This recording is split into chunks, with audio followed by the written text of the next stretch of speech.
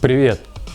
i200, i9000, новый i9000, Ultimate R2, i90 000 Pro и i90 000 Max. От всех этих копий AirPods уже голова кругом идет. Ну, наконец, сегодня мы поставим точку в вопросе, какие все-таки лучшие копии AirPods. И сравним мы i90 000 Pro и i90 000 Max.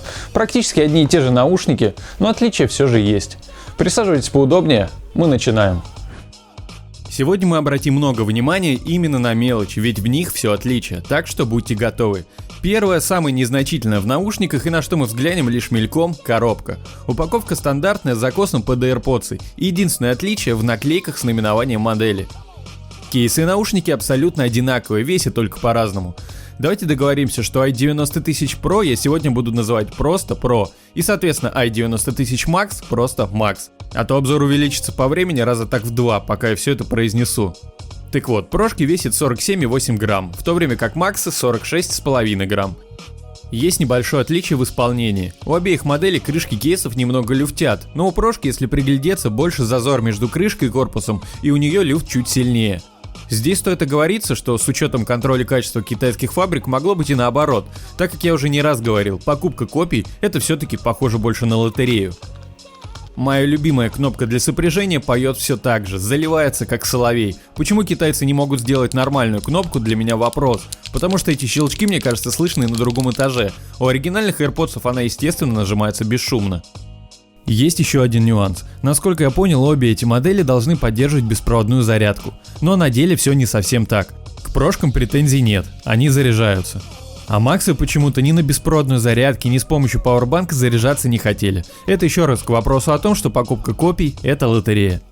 К самим же наушникам, сколько я не приглядывался, придраться ни к чему не смог, сделано абсолютно одинаково. Но при сопряжении с айфоном уже начинаются отличия. Обе модели показывают заветную айфоновскую анимацию, но если справа от устройства в настройках нажать кнопку информации, прошки там ничего не показывают.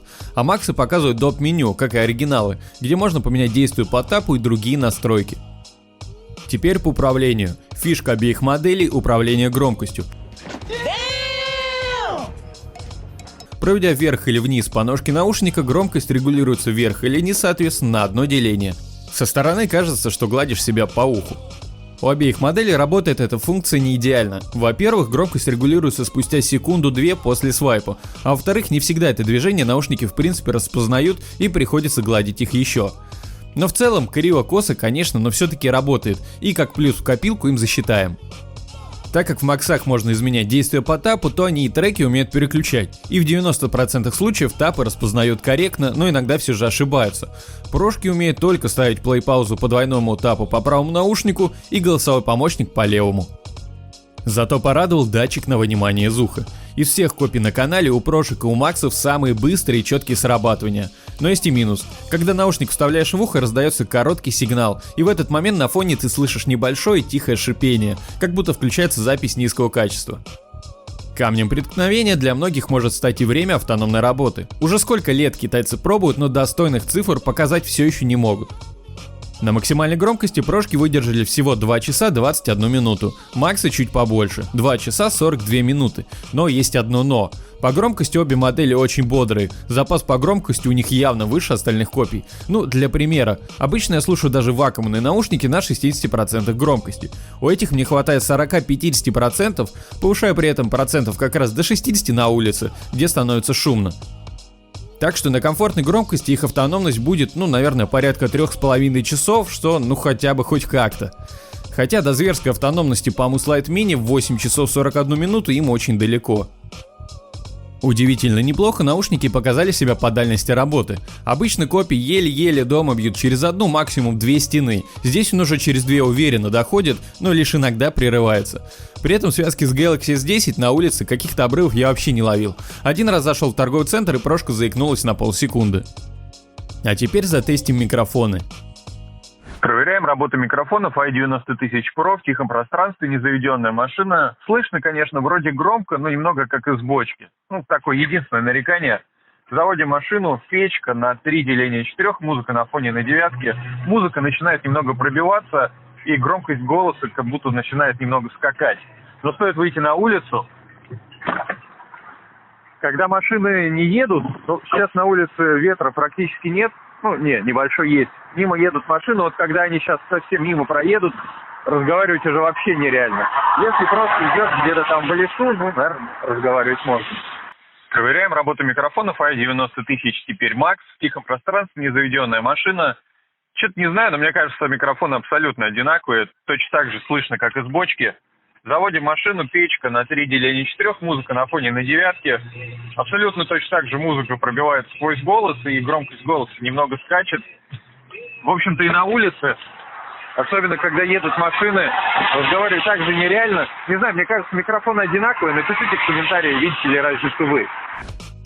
Микрофоны показали себя стандартно. Тебя, конечно, везде слышно, немного приглушенно, но на шумной улице разговаривать уже вообще нереально. И при этом мне все равно кажется, что микрофоны в них одинаковые. Обе модели работают на кодеке AAC, и в YouTube на слух задержка может и не особо улавливаться, но все же она есть. Даже чуть больше, чем у недавних копий новых i90 тысяч и Ultimate R2. В играх, точнее в шутерах, задержка также стремится к 150 миллисекундам, что откровенно много для подобного плана игр. Почему-то еще когда наушники только ехали ко мне, подсознательно мне уже казалось, что максы должны звучать круче прошек. Но оказалось не совсем. Ну, во-первых, среди всех копий, которые у меня были, среди i200, i9000, новых i9000, Ultimate R2, прошки и максы звучат однозначно лучше их всех. Сейчас их наконец-то уже реально можно слушать. Они звучат очень объемно, с обильными обволакивающими низкими частотами, конечно, немного бубнящими, но при этом все равно приятными. Середину обеих скатывается к низким, за счет чего мы получаем ту самую небольшую глухоту, впрочем, как и на оригинальных AirPods. А теперь про различия. На прошках середина оказалась чуть более чистая. Если по детализации они одинаковые, сцены одинаково рядом строятся, прошки поднастроились чуть меньше глухотцой. При этом и высокие, если на максах совсем зажаты и различить их трудно, на прошках они даже немного пробиваются, за счет чего звучание получается еще чуть приятнее и сбалансированней. Но правда разницу эту нащупать оказалось очень трудно. Звучание очень близкое друг к другу. Возможно, из-за разного функционала в управлении они немного отличаются и по внутреннему строению. И вероятно, из-за компоновки элементов это сказалось как-то и на подаче звука. Если попробовать перевести в числовое выражение, прошки звучат процентов на 5, может быть 10 приятнее максов. При этом обе модели звучат на порядок приятнее остальных копий. И даже так, они звучат еще и немного приятнее Xiaomi R2, который стоит в 2 раза дороже, хотя, конечно, середина у Xiaomi будет получше, но по объему они проигрывают. И как всегда, таблицу с рейтингом всех наушников на канале можно найти в описании. По закону подлости получилось так, что прошки, которые немного меньше держат заряд, в них нельзя изменять действия по тапу, звучат лучше. Да, не сильно, но если лоб в лоб сравнивать, разница ощутима. Хотя максы не сильно отстали. Кстати, прошки купил я сам, максы мне заслали для теста, но так как в повседневное использование мне все же вакуумные наушники ближе, эти наушники мы разыграем. 2 пары наушников, а значит и 2 победителя. Условия будут, как всегда, простые. Лайк, подписка и комментарий по теме видео. Более подробные условия в описании. Итоги подведем, скажем, 3 февраля, даже может быть чуть раньше, о стриме я заранее сообщу. Да, это уже 2-й подряд розыгрыш на канале, будем считать это такие запоздалые после новогодние подарки. А теперь всем удачи в розыгрыше и до встречи в следующих видео. Пока!